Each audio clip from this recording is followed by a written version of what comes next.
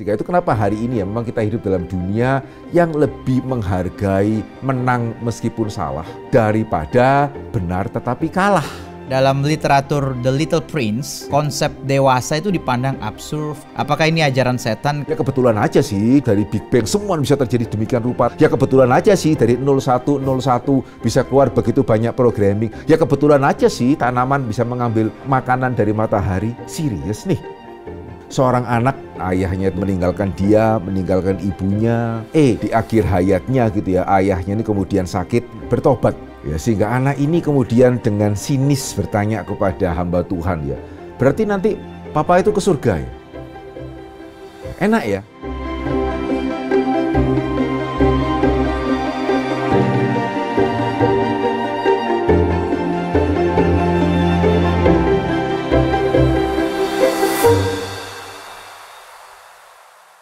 Selamat datang di Fokus Q&A, Fondasi Kekristenan untuk Semua.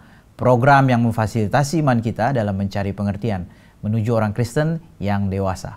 Saya Kias sebagai host dan di sini hadir Pendeta Dr. Henry Ongkowijoyo, dosen Perjanjian Baru dari STT Reform Injil Internasional yang akan meresponi pertanyaan-pertanyaan kita. Halo Pak Henry, kembali di studio untuk menjawab pertanyaan-pertanyaan kita. Bersyukur untuk waktu Pak Henry kesediaannya untuk boleh bersama-sama dengan kami. Yang pertama Pak, kita ada pertanyaan, bagaimana cara mengasihi jiwa seseorang tapi membenci segala tindak tanduk perbuatannya? Untuk kita bisa melakukan hal ini secara praktis ya, karena kalau tentunya kita seringkali mendengar bencilah dosa tapi jangan benci orangnya ya, tapi memang pada prakteknya lebih sulit. Nah kalau sejauh yang saya boleh mengatakan ya, untuk kita bisa benar-benar mempraktekkan hal ini diperlukan dua kesadaran penting ya, dua kesadaran doktrinal yang penting. Yang pertama adalah sejauh mana ya kita itu mengamini Allah kita adalah hakim yang adil. Ya karena seringkali ya kita sulit mengampuni orang lain, ya karena kita merasa kalau bukan kita terus siapa, atau kita merasa orang yang bersalah kepada kita itu sepertinya akan dibiarkan. Ya orang yang bersalah kepada kita yang jelas-jelas merugikan kita, ya sepertinya mereka tidak akan mendapatkan balasan setimpal. Nah kalau di dalam pikiran kita itu konsepnya seperti itu ya kita akan sulit untuk mengampuni orang yang bersalah. Ya jadi bukan cuma kita membenci perbuatannya, ya kita juga akan membenci orangnya. Ya, tapi Alkitab mengatakan ya bahwa Allah kita adalah Allah yang adil. Dan Alkitab mengatakan kenapa kita tidak boleh untuk membalas dendam, bahkan kita mesti mengasihi orang yang jahat kepada kita ya. Karena pembalasan itu adalah milik Tuhan. Ya, pembalasan itu adalah milik Tuhan yang berarti ya kita tidak pada posisi untuk membalas dendam. Tapi juga bukan berarti mereka yang bersalah akan dibiarkan. Ya, sehingga sejauh mana ya kita mengamini Allah itu adalah Allah yang mengadili. Dan kalau saya boleh melangkah lebih lanjut ya, perlu untuk mengamini bukan hanya Allah itu Allah yang mengadili di kekekalan, tetapi juga adalah Allah yang sudah menyatakan keadilannya itu sekarang. Ya, sehingga sejauh mana ya kita mengamini Allah mengatur dunia ini dengan prinsip-prinsip keadilan. Kenapa yang terakhir ini penting? Ya karena seringkali ya ada kesulitan ya untuk mengampuni sesama saudara seiman lebih daripada mengampuni yang tidak seiman. Ya karena kita mungkin masih berpikir ya oke lah kalau dia bukan orang seiman itu meskipun sepertinya sekarang tidak ada balasan bagi dia, akan ada balasan bagi dia di akhirat. Ya tetapi ya kalau misalnya yang merugikan kita itu sesama orang seiman gitu ya, wah kan dia juga sudah diampuni oleh Tuhan ini. Ya sehingga sepertinya dia tidak akan mendapatkan balasan di sini, juga tidak akan mendapatkan balasan di akhirat. Ya, sehingga saya pernah menemukan hal seperti ini ya, saya pernah mendengar lah setidaknya ya, seorang anak yang ya memang dia ditinggalkan oleh ayahnya ya kemudian ayahnya meninggalkan dia, meninggalkan ibunya, ya di akhir hayatnya gitu ya, ayahnya ini kemudian sakit, ya masuk ke dalam rumah sakit dan kemudian bertobat. Ya sehingga anak ini kemudian dengan sinis bertanya kepada hamba Tuhan ya, berarti nanti papa itu ke surga ya? Enak ya, gitu ya. Melakukan semuanya ini, kemudian tinggal bertobat, kemudian di surga. Enak ya, gitu ya. Nah, berarti anak ini tidak menyadari yang pertama ya, bahwa Allah itu adalah Allah yang adil. Dan yang kedua, dia tidak menyadari bahwa dosa itu tidak hanya mencelakakan di akhir hayat. Ya, dosa itu mencelakakan sekarang. Ya, kenapa kita mesti membenci perbuatan daripada orang yang berdosa? Bukan hanya karena perbuatannya itu menyusahkan kita. Ya, tapi kenapa kita mesti membenci perbuatan orang yang berdosa? Karena jikalau kita melakukannya, andai kata pun kita mendapatkan anugerah keselamatan gitu ya, kita mendapatkan anugerah untuk bertobat, menerima Yesus sebagai Tuhan dan Juru Selamat, perbuatan dosa itu sendiri akan menyusahkan kita sekarang. Ya, jadi dalam kasus anak tadi ya, berarti dia tidak menyadari ya. Ya, ditinggalkan oleh orang tua yang seharusnya menjaga kita itu tidak menyenangkan. Tetapi ayah yang meninggalkan anaknya, ya karena kebodohannya meninggalkan keluarganya, itu sendiri juga tidak enak. Ya, jadi bukannya dia bahagia di bumi dan bahagia di surga, tidak. Ya, sehingga dampak perbuatannya itu sebetulnya dia rasakan sekarang. Dia tidak diakui oleh anak yang dia itu lahirkan sendiri. Ya, karena kebodohannya dia tidak bisa menikmati berkat keluarga yang seharusnya itu Tuhan karuniakan kepada dia. Ya, karena dia mungkin sibuk dengan wanita lain atau dia yang akhirnya juga meninggalkan dia gitu ya. Jadi sebetulnya ya dampak dosa itu bukan hanya di kekekalan, tetapi juga sudah ada sekarang. Ya, terlepas dari apakah orang berdosa itu kemudian bertobat ataukah tidak. Ya, sehingga ini dua hal yang perlu disadari ya, kalau kita mau membenci dosa tetapi tidak membenci orang yang melakukan dosa, sejauh mana kita percaya Allah itu adil. Dan yang kedua, sejauh mana kita percaya Allah itu adil, ya sehingga perbuatan dosa itu tidak hanya berdampak kekal, ya tapi bahkan ketika seseorang percaya kepada Yesus sebagai Tuhan dan Juru Selamat, which is berarti kan dosa-dosa kekalnya diampuni, tetap bagaimanapun dia harus menanggung dosanya itu sekarang. Ya, sehingga mungkin salah satu contoh yang paling nyata ya, perampok yang bertobat gitu, yang disalib di sebelah Tuhan Yesus. Ya, satu sisi jelas ini adalah orang yang paling bersyukur begitu ya, karena di saat terakhir dia mendapatkan keselamatan. Tapi betulkah dia tidak menerima akibat dari kesalahannya? Ya kalau tidak, ya kenapa dia disalib? Gitu. Dan bahkan kalau saya boleh mengatakan, bukan hanya dampak itu dia dapatkan dengan peristiwa salib yang begitu menyakitkan ya, tapi juga pastinya ada peristiwa sebelumnya yang memang tidak dicatat ya, yang menjadi dampak yang dia harus tanggung ya karena perbuatannya yang salah. Ya, jadi ini yang penting untuk disadari, karena jikalau kita tidak menyadari akan kedua hal ini ya, bagaimanapun manusia itu diberikan rasa keadilan oleh Tuhan. Ya, sehingga Tuhan yang adil menciptakan kita juga dengan perasaan keadilan. Jadi ya memang ya tidak bisa ada rasa sejahtera di dalam diri kita pada waktu kita melihat orang yang bersalah sepertinya kok enggak apa-apa. Ya belum lagi ditambah dia salahnya kepada saya. Gitu ya. Ya sehingga kalau saya boleh masuk lebih dalam ini Vikaris Kias ya. Di sini kita perlu menyadari ya bahwa antara hal praktika ya dengan hal doktrinal ini terkait. Ya, saya pernah mendengar seorang jemaat itu mengatakan, meskipun tidak di depan saya langsung ya, mengatakan kepada jemaat yang lain, sudahlah, tidak usah bicara mengenai doktrin, kasih saya hal yang praktis saja. Saya ini mesti melakukan apa? Ketika saya mendengar itu, dan saya juga tahu orang itu siapa ya gitu ya. Yang saya tahu sih dia sedang ada kepahitan dengan salah satu dari orang tuanya. Yang saya juga bisa mengerti itu memang kalau mau diukur lebih banyak salah orang tuanya daripada salah dia. Gitu. Sehingga kalau saya mengatakan, andai kata dia ngomong kepada saya langsung ya, sudah beritahu saya apa yang saya harus lakukan, ya saya akan mengatakan, ya ampunilah orang tuamu. Ya terimalah dia sebagaimana harusnya anak menerima orang tua. Dan saya percaya kalau saya mengatakan seperti itu, dia akan mengatakan, ya enggak mungkin. Loh, padahal tadi katanya minta dikasih tahu yang praktis. Ya tapi kenapa tidak mungkin? Ya karena tadi dia tidak mengerti doktrin bahwa Allah kita bukan hanya Allah yang kasih, tapi juga Allah yang adil, dan dia juga tidak mengerti doktrin dosa itu mendatangkan maut, ya bukan mendatangkan sukacita.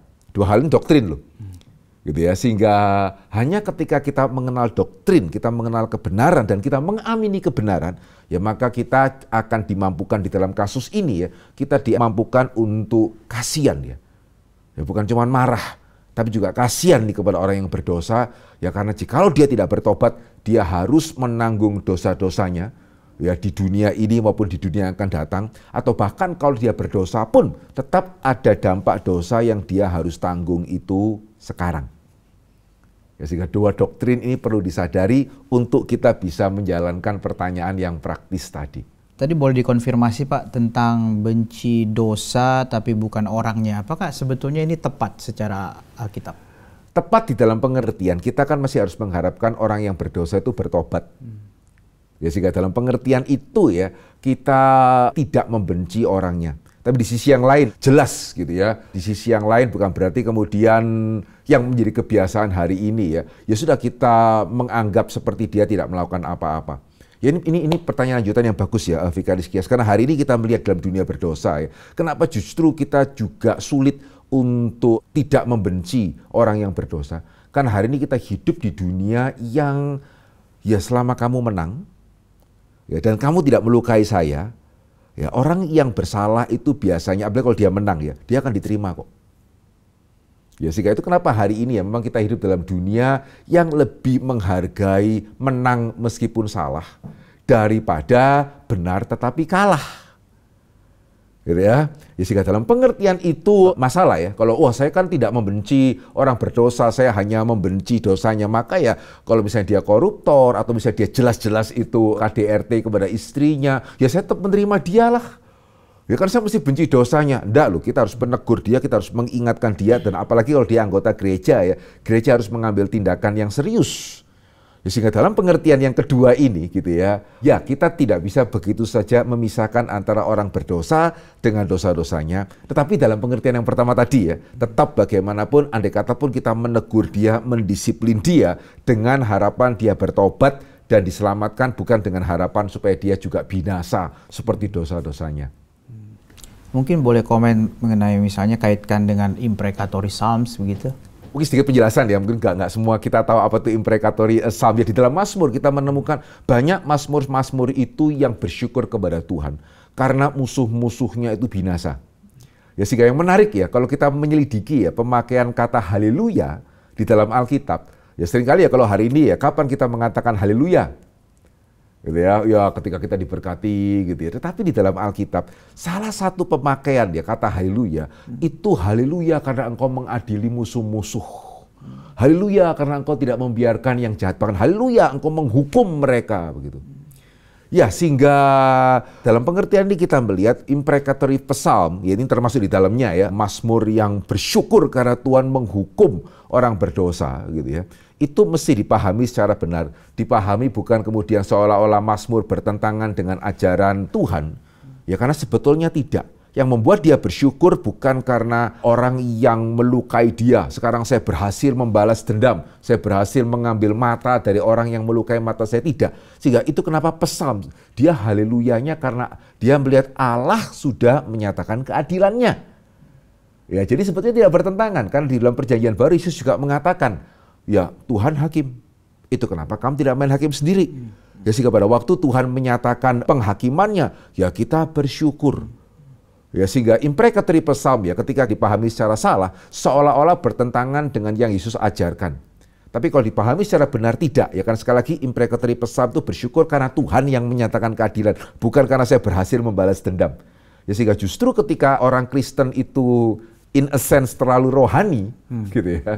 Ya sehingga merasa kok begini sih ada Mazmur seperti itu ya. Harusnya kan tidak boleh gitu ya. Ya itu akan membuat dia sulit mengampuni justru. Ya karena jikalau Allah tidak mengerjakan tugas sebagai hakim, terus saya juga tidak boleh menghakimi, terus siapa yang menghakimi? Ya sehingga dipahami secara benar ya, imprecatory psalm itu justru akan menolong kita untuk ya membenci dosa, tetapi tidak tergoda untuk membalas dendam. Ya sehingga pada waktu gereja tadi menjalankan disiplin gereja tidak sama dengan membalas dendam. Ya jadi kita tidak boleh ya menganggap orang berdosa itu tidak apa-apa. Ya simply karena yang dia pukuli kan istrinya gitu, bukan saya gitu ya. Ya sehingga kita terima dia, enggak loh. Tapi juga bukan dalam pengertian kita membalas dendam ketika kita mendisiplin dia karena kita percaya Tuhan yang akan menghakimi. Jadi perasaan kemarahan kita terhadap dosa harus ada, termasuk juga terhadap orang berdosa. Tapi bukan dengan kita mengharapkan kebinasaannya. Jadi sebetulnya bukan dilarang membalas oleh kita sendiri, tapi minta Tuhan yang balas. Apakah bisa bilang begitu? Ya, dilarang untuk kita membalas sendiri. Ya minta Tuhan dan minta memang lembaga yang Tuhan sudah tegakkan. Ya sehingga dalam hal pidana, begitu ya, kita ke pengadilan karena bangsa negara memegang pedang daripada Tuhan.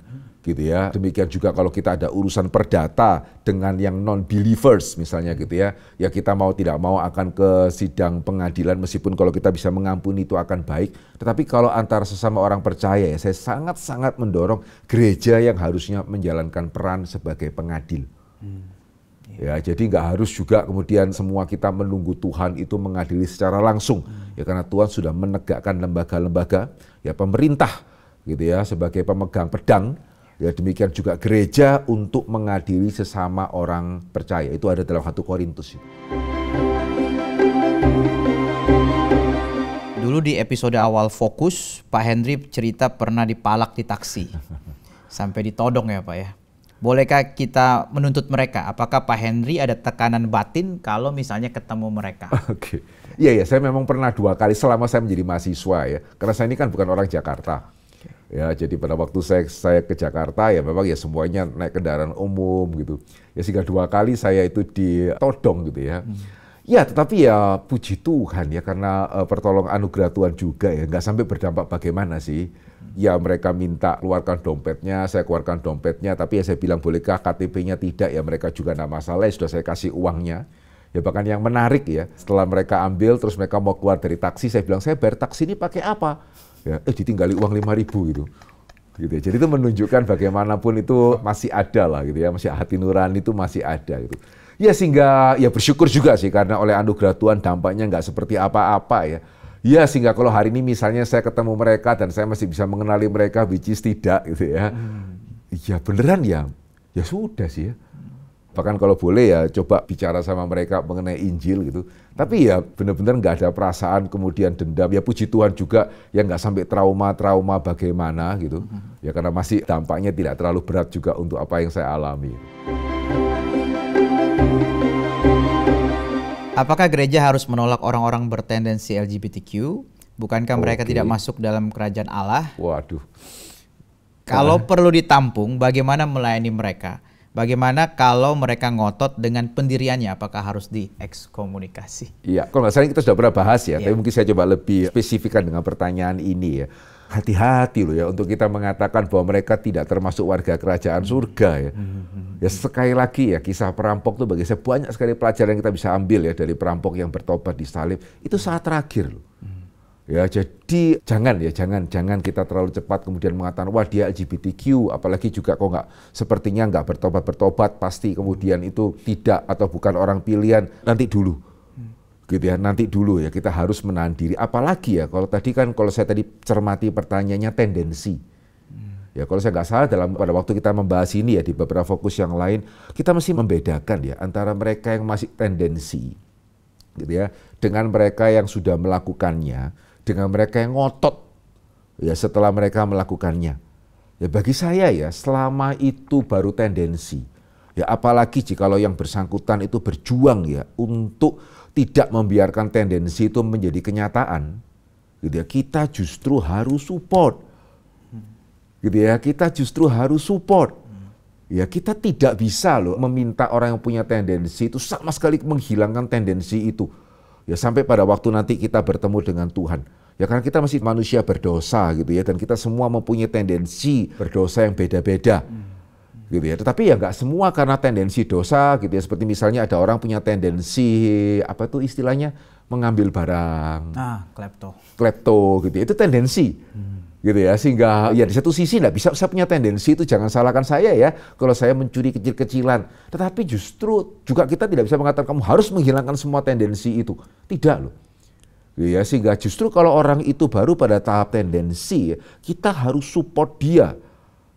Gitu ya, supaya bagaimana dia jangan sampai tendensi itu menjadi suatu kenyataan. Kita justru harus support dia dengan berbagai hal. Jadi kalau kita mesti membedakan sekali ya. Dan kalau dia bisa ya sampai akhir hidupnya, gitu, sampai dia bertemu dengan Tuhan, menjaga sehingga tendensinya itu tidak menjadi kenyataan. Saya percaya itu sesuatu persembahan yang sangat indah di mata Tuhan loh. Yaitu sesuatu perjuangan yang Tuhan kita akan sangat-sangat hargai. Sehingga kita pun sebagai anak Tuhan juga harus sangat menghargai akan hal itu. Sehingga saya pernah membaca seorang penulis ya, di akhir hidupnya dia baru mengakui bahwa dia ada tendensi. LGBT, tetapi sampai akhir hidupnya sebelum dia meninggal ya, dia mengatakan dia tidak pernah melakukan dan kemudian Tuhan panggil dia. Bagi saya semakin ingin baca bukunya. Gitu ya, bukannya setelah saya tahu gitu ya, dulu saya merasa tertipu membacakan, dia banyak menulis buku-buku spiritual. Gitu ya, saya tidak akan kemudian setelah saya tahu itu saya merasa tertipu gitu ya, orang yang tulis buku spiritual kok ada kecenderungan LGBT. Enggak loh, saya justru semakin menghargai dia itu, bukan sebaliknya. Gitu ya, sehingga kalau orang itu mempunyai tendensi ya, tapi dia tidak melakukannya, kita harus mensupport, dan kalau dia bisa sampai akhir hidupnya tidak mengikuti tendensinya, wah itu sesuatu hal yang menjadi suatu teladan bagi kita itu. Ya, nah kalau dia sudah melakukan bagaimana? Nah, isu lain. Ya, kalau dia sudah melakukan, apakah kita harus menolak dia? Tidak dong ya. Tentunya kita harus tetap merangkul dia, menasehati dia, menegur dia, memperingatkan dia. Gitu ya, sehingga nggak harus kemudian sekali dia melakukan kita buang dia, enggak sih. Nah, cuman mungkin yang ketiga juga tadi kalau saya mencermati pertanyaannya ya, kalau ngotot, ya dia mau terus melakukan, enggak apa-apa Tuhan menerima orang yang berdosa begitu ya. Nah, bagi saya selama dia masih mau datang beribadah, kalau andai kata saya menjadi gembala ya, saya mungkin tidak akan sampai untuk mengekskomunikasi dia, jangan ke gereja lagi, misalnya. Gitu ya. Tapi seperti yang saya jawab di dalam kesempatan sebelumnya, saya akan mengekskomunikasi dia dari perjamuan. Ya, karena satu syarat ya kita menjalankan perjamuan kudus yang Alkitab minta, kita menguji diri. Ya, sehingga sebetulnya doesn't make any sense juga ya. Alkitab jelas mengatakan LGBTQ itu salah. Ya, sehingga dia tetap melakukan itu gitu ya. Ya, untuk apa dia masih mengaku Yesus sebagai Tuhan? Dia mengaku Yesus sebagai Tuhan dalam pengertian apa ini? Sehingga kalau dia tidak mengaku Yesus sebagai Tuhan, apakah dia mengaku tubuh Kristus? Nah, kalau dia tidak mengaku tubuh Kristus begitu ya, ya untuk apa dia menerima perjamuan sebetulnya? Itu malah akan mendatangkan celaka bagi dia. Sehingga saya harap dia bisa sungguh-sungguh memeriksa dirinya, ya bertobat dan tidak lagi excuse, meskipun jelas sebagai gereja kita akan kasih dia, Tuhan juga akan kasih dia waktu untuk berproses di dalam proses pertobatannya, tapi ya dia harus mengakui dulu bahwa itu sesuatu hal yang salah. Jadi kalau dia masih ngotot, saya mungkin tidak akan sampai ekskomunikasi dia dari gereja, kecuali kalau kemudian dia juga mengajak-ngajak yang lain, ini masalah ini. Gitu ya. Tapi kalau dalam pengertian bahwa dia masih belum siap untuk berubah dan dia tidak mau terlebih dahulu mengakui dia salah, dia masih excuse ini, excuse itu gitu ya. Ya harap dengan dia tetap ke gereja, dia bisa bertobat, tetapi ya untuk sementara ini dia diekskomunikasi dalam pengertian tidak menerima perjamuan kudus. Ya saya akan menginformasikan kepada mereka yang memberikan perjamuan kudus untuk dia tidak mendapat sih. Ya mungkin ekskomunikasi di dalam pengertian itu gitu Pak Kias. Saya tiba-tiba kepikiran Pak, bagaimana sebagai seorang gembala atau pimpinan gereja itu dalam berelasi face to face dengan jemaat secara langsung begitu. Karena anggap saja di gereja kita itu nggak ada LGBTQ gitu. Oke. Tapi itu saja saya merasakan ada kecenderungan perlakuan yang berbeda antara gembala kepada jemaat yang satu kepada jemaat yang lain. Somehow ada yang dia lebih senang ketemu yang mana begitu. Nah itu saja ada gitu, walaupun nggak ada LGBTQ, apalagi ada LGBTQ di situ. Saya kok merasa lebih ringkih untuk tidak dipedulikan. Komentarnya Pak. Oke, nah dalam hal ini ya kita memang mesti menyadari, jangankan gembala ya, orang tua pun ya, kita pun kalau punya 2 anak. Gitu ya. Ya gimana kan ada anak yang lebih mirip kita, ada anak yang lebih mirip dengan pasangan kita, katakanlah gitu ya. Ya sehingga secara manusia ya akan sangat sulit untuk memperlakukan secara sama. Even kalau saya boleh sharing ke saya sendiri ya, saya merasa kalau papa saya itu lebih favoritnya saya itu. Kalau mama saya lebih ke adik saya itu. Bisa salah, bisa benar gitu ya. Tetapi yang saya menghargai, mereka berusaha untuk tetap adil. Ya jadi saya pribadi ya saya pribadi sih nggak ada kepahitan apa-apa sih. Gitu ya, bersyukur karena mereka berusaha tetap adil. Sehingga dalam hal ini ya kita harus bisa membedakan ya antara preferensi dengan profesionalitas, atau mungkin kalau ya kita di gereja di gereja kita harusnya more than profesional ya, kita bukan profesional tapi jangan sampai less than profesional gitu ya. Ya sehingga profesionalitas bahkan lebih daripada itu ya kita ada tanggung jawab. Ya kita ada tanggung jawab kalau memang tuh jemaat kita suka atau tidak suka, tanggung jawab kita untuk take care mereka. gitu ya, sehingga even berbicara sekedar profesional saja gitu ya saya mesti treat mereka secara sama. Ya apalagi kalau kita berbicara secara spiritual harusnya lebih dari profesional. Saya tidak boleh loh, gitu ya, karena saya nggak suka saya itu tidak take care, karena itu menunjukkan bahwa saya tidak profesional itu, apalagi spiritual. Gitu ya, sehingga aspek tanggung jawab itu mesti membuat kita berusaha untuk take care. Ya sehingga saya pribadi ya malah mungkin lebih membedakan bukan antara jemaat yang saya suka dengan jemaat yang tidak saya suka ya, tapi jemaat yang anggota atau tidak. Ya ada jemaat kan datang ke tempat kita gitu, tapi mesti anggota gereja lain, jadi ya istilahnya seperti bertamu lah karena mungkin mendapat berkat dari khotbah-khotbah kita gitu ya. Nah dalam hal ini tentu kita juga menyambut mereka ya. Begitu ya, kita jelas tidak akan menolak mereka, tetapi misalnya ketika mereka meminta pelayanan, ya, dan ada jemaat kita yang jemaat yang sudah menjadi anggota meminta pelayanan. Saya kalau waktunya terbatas, saya akan lebih cenderung melayani jemaat yang menjadi anggota saya. Kenapa? Karena yang kedua tadi sebetulnya punya gembala yang lain. Gitu ya, dan harusnya dia datang kepada gembala di mana dia menjadi anggota, sehingga tentu ya di satu pihak sebagai hamba Tuhan kita, oh kamu bukan anggota sini, gak usah minta, ya enggak juga ya. Tetapi manusia itu kan terbatas, waktu kita juga terbatas ya. Nah kita harus secara aspek keadilan ya, kita mesti memprioritaskan yang menjadi anggota jemaat kita itu sendiri. Ya sehingga kalau saya mau membedakan, mungkin membedakan lebih ke sana ya.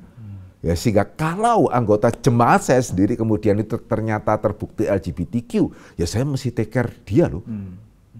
Ya karena dia sudah menjadi anggota jemaat dan saya sudah menerima dia, dan gereja saya sudah menerima dia, entah lewat baptisi dia atau atestasi, sehingga tanggung jawab kita gitu ya di hadapan Tuhan adalah kita take care dia. Sementara kalau dia jemaat dari gereja lain, ya Tuhan akan nanya gembalanya lah.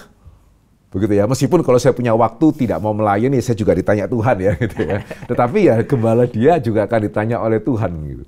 Lebih ke sana sih, Vikaris Kias. Baik Pak, more than profesional. More than profesional, jangan les ya, gitu ya. Jangan les dan profesional. Yang baik gitu. Dalam literatur The Little Prince, konsep dewasa itu dipandang absurd, tidak kreatif, tidak pentingkan perasaan dan lain-lain. Apakah ini ajaran setan karena melawan 1 Korintus 13 ayat 11? Apakah kita harus jadi dewasa yang gagah atau menjadi imut seperti anak-anak? Oke, saya mungkin coba menjawab dengan kasih prinsip terlebih dahulu. Mungkin saya teringat satu ayat ini sih, yang kiranya boleh menjadi pegangan ya ketika kita menemukan banyak sih novel, film lah yang kita lihat begitu ya. Dari Kolose pasal yang kedua ayat yang ke-8 ya. Hati-hatilah supaya jangan ada yang menawan kamu dengan filsafatnya yang kosong dan palsu. Ya, menurut ajaran turun-temurun dan roh-roh dunia, tetapi tidak menurut Kristus. Ya, sehingga di dalam ayat ini ya kita diingatkan ya bahwa di dunia ini banyak ya filsafat yang kosong dan palsu menurut ajaran turun-temurun dan roh-roh dunia. Ya, sehingga menjawab pertanyaan tadi ya di salah satu sisi tergantung sih ketika ditanyakan apakah ini ajaran setan. Begitu ya, iya juga, segala sesuatu yang tidak kembali kepada Tuhan berarti kan kembali kepada kuasa si jahat. Ya juga tadi kan dikatakan ada roh-roh dunia gitu. Tetapi juga tidak dalam pengertian bahwa wah ini mutlak salah, buang saja gitu. Ya karena ketika Paulus tadi mengatakan, dia tidak mengatakan buanglah semua filsafat. Ya Paulus mengatakan hati-hatilah ya kepada filsafat yang kosong dan palsu. Ya sehingga dalam teologi reform ya kita juga selain wahyu khusus kita mengenal wahyu umum. Dan sebetulnya apa yang kita pelajari dari novel lah, dari film lah, atau dari buku filsafat sekalipun gitu ya, kita mesti melihat ya segala sesuatunya itu ya ada hal-hal yang bersifat positif gitu ya, ada hal-hal yang bersifat negatif. Ya sehingga perlu untuk kita itu memilah. Ya bagaimanapun ya dalam teologi reform sebetulnya mungkin nanti kapan-kapan ya kita bincang-bincang mengenai worldview reform, mengenai CFRC ya, karena saya melihat ini adalah satu worldview yang sangat-sangat bisa menolong kita dewasa. Jadi bukan cuma dualisme ya, ini Tuhan atau ini setan. CFRC ya berarti kita mengamini segala hal ini bagian dari ciptaan, which is baik. Tetapi juga fall, segala hal even yang baik kalau kita tidak hati-hati bisa membahayakan. R itu redemption, penebusan. Sikap kita itu tebus. Ya bukan terima saja karena bahaya ya, ada aspek fall, juga jangan kemudian tolak saja. Kita hidup seperti katak dalam tempurung karena ada aspek creation, dan itu proses yang perlu kita terus lakukan sampai consummation. Ya sehingga dalam hal ini ya pendekatannya adalah tebus. Ya sehingga ya pas juga sih, saya sudah pernah membaca cerita itu ya, satu cerita yang menarik gitu ya. Ada hal-hal yang kita bisa pelajari kan. Khususnya kita sebagai orang dewasa, jangan-jangan mungkin betul kita terlalu kaku. Ya mungkin betul kita kehilangan lagi aspek sukacita karena terlalu serius gitu ya. Sayang karena ini dunia ciptaan Tuhan ini. Ya sehingga kalau kita tidak bisa menikmati dunia ciptaan Tuhan ya sayang juga ya terlalu serius gitu. Tetapi jelas bukan berarti oh gitu kita mesti terima saja ya menjadi seperti anak-anak. Ya tidak. Gitu ya, karena itu ya sulit ya. Terus kalau kita terus menjadi seperti anak-anak ya, terus kalau kita punya anak-anak kita makan apa itu? Ya saya senang kerja, saya kerja kan anak-anak kan. Saya nggak senang kerja, saya nggak kerja ya nggak makan. Ya jadi yang betul adalah tebus. Ya dalam hal apa kita mesti belajar dari seorang anak? Dalam hal apa kita mesti belajar menjadi dewasa? Dan Alkitab sebetulnya ada satu ayat yang sangat indah ya. Jadilah seperti anak-anak dalam hal kejahatan. Ya, tetapi dalam hal yang lain ya jadilah dewasa. Gitu ya. Jadi di sini kita melihat ya Alkitab kita itu lihat ada hal yang baik dari anak yang kita bisa pelajari. Ya tapi ya jangan jadi kekanak-kanaan dalam semua hal.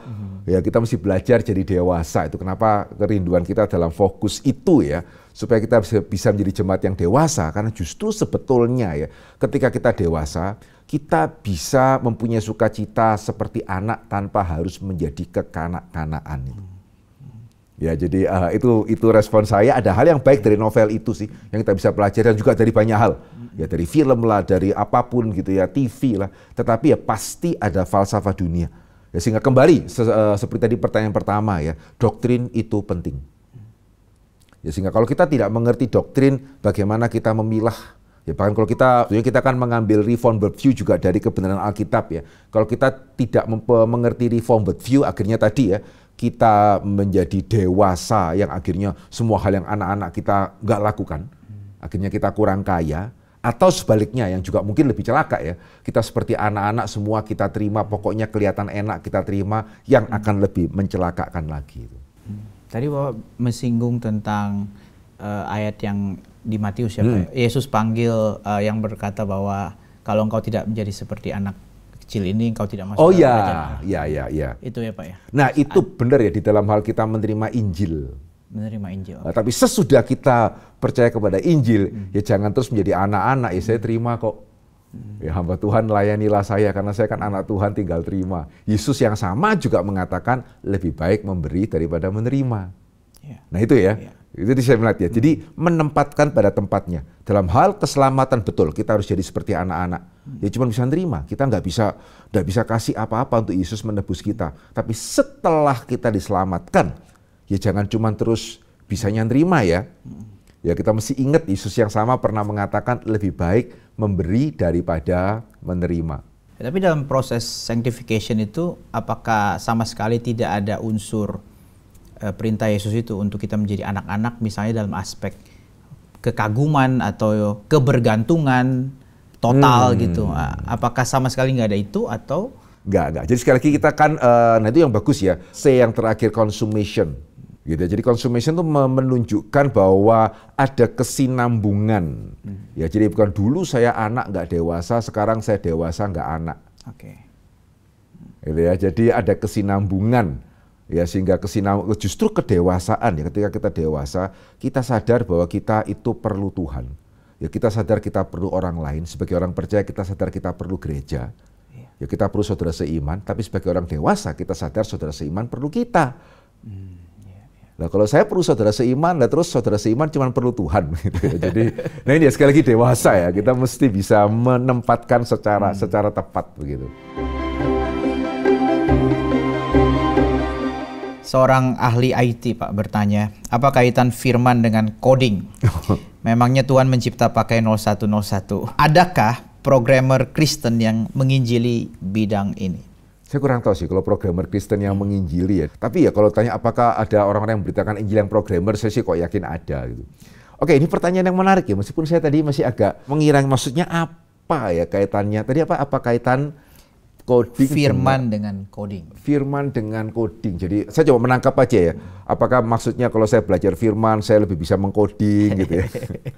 Ataukah ketika saya mengcoding itu tidak ada kaitan dengan firman Tuhan sama sekali? Nah kalau yang kedua ini mungkin lebih sederhana ya gitu ya. Enggak loh.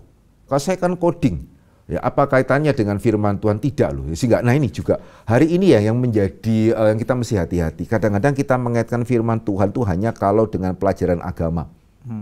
Kita bersyukur dengan tanya jawab hari ini ya. Harap kita mulai melihat hal-hal yang praktis ternyata itu dasarnya adalah kebenaran. Termasuk juga di dalam hal yang canggih seperti coding. Ya, itu sebetulnya mengaminkan bahwa apa yang Alkitab katakan itu benar. Gitu ya. Jadi Alkitab itu benar bukan hanya di dalam pelajaran agama ya. Alkitab itu benar dalam setiap pelajaran termasuk programming. Ya, sebaliknya juga ya, Tuhan yang dinyatakan di dalam Alkitab itu nyata bukan hanya dalam pelajaran agama, tetapi juga termasuk di dalam programming. Ya, saya ingin mengajak kita lihat satu ayat ya dari Roma pasal yang pertama, ya ayatnya yang ke-18 hingga 19. Sebab murka Allah nyata dari surga atas segala kefasikan dan kelaliman manusia yang menindas kebenaran dengan kelaliman. Ya karena apa yang dapat mereka ketahui tentang Allah nyata bagi mereka sebab Allah telah menyatakannya kepada mereka. Menyatakannya gimana? Cuma lewat pelajaran agama? Tidak. Ayat yang ke-20 ya. Sebab apa yang tidak nampak daripadanya, yaitu kekuatannya yang kekal dan keilahiannya dapat nampak kepada pikiran dari karyanya sejak dunia diciptakan sehingga mereka tidak bisa berdalih. Ya, yang berarti ya, hari ini kita tidak bisa melihat Allah, bagaimana sih Allah yang berkuasa, bagaimana Allah yang luar biasa. Tetapi kalau kita melihat ciptaan Allah, harusnya kita bisa mengamini hal itu termasuk di dalam hal coding. Ya, saya bukan programmer, tapi saya tahu ya bahwa tadi dikatakan dari 0101. Ya cuman mungkin yang membedakan saya ya dari yang tadi bertanya kepada penanya kita itu, dia belajar programming tapi dia tidak kagum.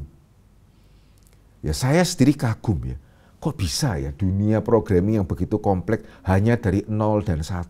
Itu tidak mengagumkan. Nah ini kesalahan hari ini ya, seolah-olah dengan saya bisa menjelaskan saya tidak perlu kagum. Sehingga seolah-olah kenapa dulu orang kagum kepada Tuhan? Ya karena kamu bodoh. Ya gunung meletus, Tuhan marah nih. Gitu ya. Sementara sekarang saya scientific, saya bisa menjelaskan. Tumbuhan bisa hidup padahal tidak bisa makan. Tuhan luar biasa nih. Ya padahal tumbuhan tidak punya gigi, ini Tuhan.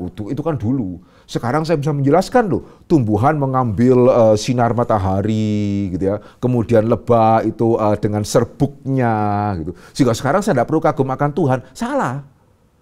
Ya justru sekarang setelah saya tahu ya bagaimana tumbuhan itu kok bisa hidup padahal tidak ada giginya, tidak bisa mengunyah begitu ya. Karena dia dari sinar matahari, dari lebah, saya harus lebih kagum. Karena siapa yang membuat tanaman sehingga dia bisa cari makan dengan cara secanggih itu? Ya, itu IQ-nya tanaman itu sebesar apa itu ya, sehingga dia bisa mendapatkan makanan dari matahari. Ya, kemudian juga dari lebah. Ya, siapa yang bisa mendesain alam semesta yang secanggih itu? Ya, sehingga kenapa saya menjelaskan maka saya tidak perlu kagum. Di balik jawaban saya terkandung pertanyaan yang lebih besar. Siapa yang mendesain itu? Demikian juga siapa yang mendesain dari 7 not, ya do re mi fa si la si do bisa begitu banyak nada dihasilkan. Siapa yang bisa mendesain dari Magiku Hibiniu bisa kemudian muncul sekian banyak warna. Siapa yang mendesain dari 01, 01, 01 bisa keluar demikian banyak program. Masa lebih masuk akal ya? Nah ini saya bertanya sebagai manusia pada umumnya ya. Lebih masuk akal untuk percaya itu kebetulan aja sih dari Magiku Hibiniu bisa keluar begitu banyak warna. Ya kebetulan aja sih dari do re mi fa sol la si do keluar begitu banyak nada. Ya kebetulan aja sih dari 0101 bisa keluar begitu banyak programming. Ya kebetulan aja sih tanaman bisa mengambil makanan dari matahari. Serius nih. Gitu ya, lebih masuk akal bahwa semua itu kebetulan dan bukannya percaya bahwa ada yang merancang. Sehingga seorang programming ya yang percaya bahwa bisa programming percaya semua yang kita nikmati itu karena ada 01 tiba-tiba ada semua itu. Dan tidak perlu seorang programming untuk dari bagaimana 01 bisa menjadi semua program. Itu kenapa kita mengatakan no excuse loh. Ya, karena ada 01 tidak membuat kemudian program itu jadi. Demikian juga apakah betul dari Big Bang semua bisa terjadi demikian rupa tanpa ada yang mendesain?